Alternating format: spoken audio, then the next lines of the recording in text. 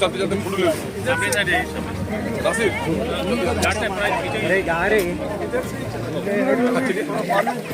अरे भैया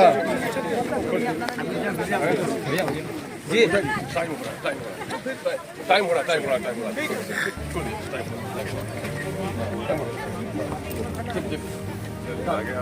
की दूरी पर पुलिस लाइन बन रहा है, उस पर एनजीटी का कोई रोक नहीं है, उस पर कोई रोक नहीं है नेशनल क्लीन गंगा का।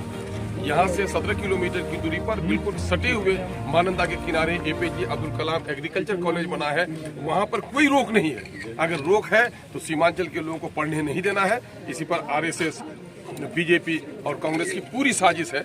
ये जमीन लड़के लिए गए, किशनगंज के और सीमांचल के अवाम, बिहार के लोग, बंगाल के लोग आकर के लड़के लिए कि अलीगढ़ का एक तालीमी अदारा होगा तो हमारा बड़ा काम होगा, लेकिन ये लोग नहीं होने दे रहे हैं। 2011 के दिसंबर में ही जमीन का एग्रीमेंट हो गया।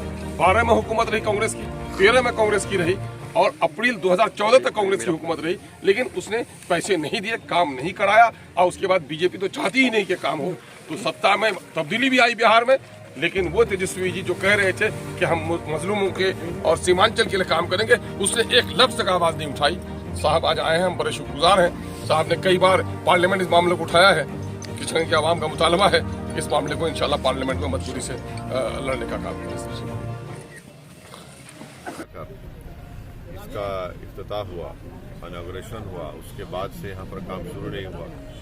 यूपीए की सरकार थी तो उसमें काम शुरू होना चाहिए था, फिर उसके बाद मोदी की सरकार बनी और फिर यहाँ पर एनजीटी का स्टे दे दिया गया।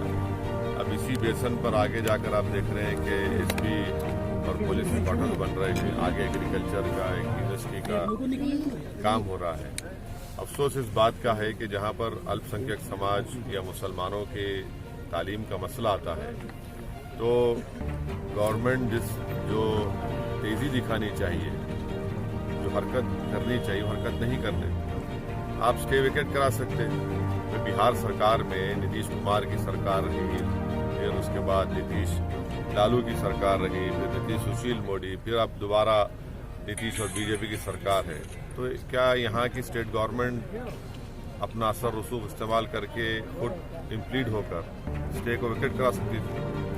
और ये न सिर्फ बिहार का बल्कि भारत का सबसे पसमानदा इलाका है, बैकवर्ड एरिया है, और यहाँ पर अगर एएमयू के कैंपस का काम नहीं शुरू होगा तो बहुत गलत बात है।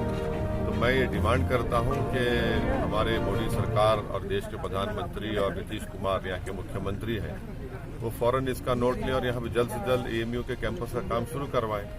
इससे न सिर्फ सीमांचल बल्कि बिहार के नौजवानों का फायदा होगा, वो अपनी तालीम को मुकम्मल कर सकेंगे। एक बैकवर्ड एरिया के लिए बहुत ज़रूरी है इस तरह के कैंपस।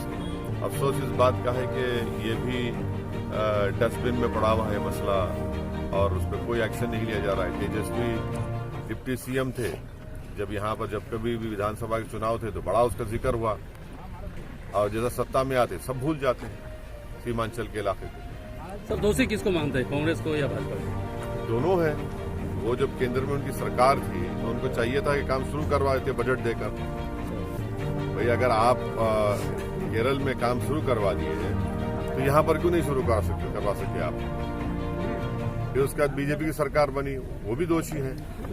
अब बीजेपी का तो एजेंडा क्लियर है कि मुसलमानों को, भारत की सबसे बड़ी माइनॉरिटी को, उनको मार्जिनलाइज कर दिया जाए। अब एक डेलिब्रेट सिस्टमिक मार्जिनलाइजेशन चल रहा है, उसी का हिस्सा है। मगर जो लोग उनके साथ हैं,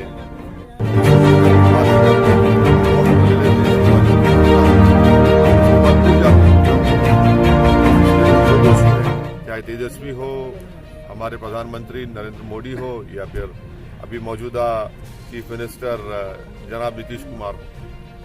तेजस्वी यादव जी सर वो नया यात्रा के लिए निकल रहे हैं, तेजस्वी यादव यात्रा के लिए निकल रहे हैं अपने बिहार में, निकलने के बाद ही कर दिया गया।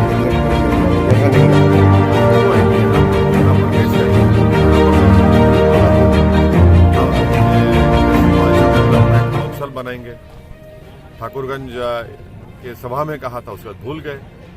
कौन सी न्याय की बात कर रहे हैं? इन्हीं की ये भी जिम्मेदार है। इन्हीं की वजह से आज बीजेपी आरएसएस सत्ता में आगे आप चुनाव लड़ते हैं तो क्या उठाई जाती है? आपने तो यहाँ पर सत्ता दे दी बीजेपी को।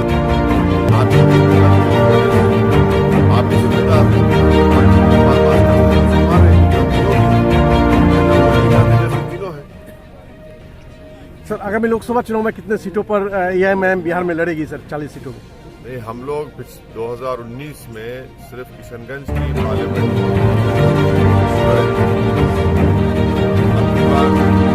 हमारी पार्टी ने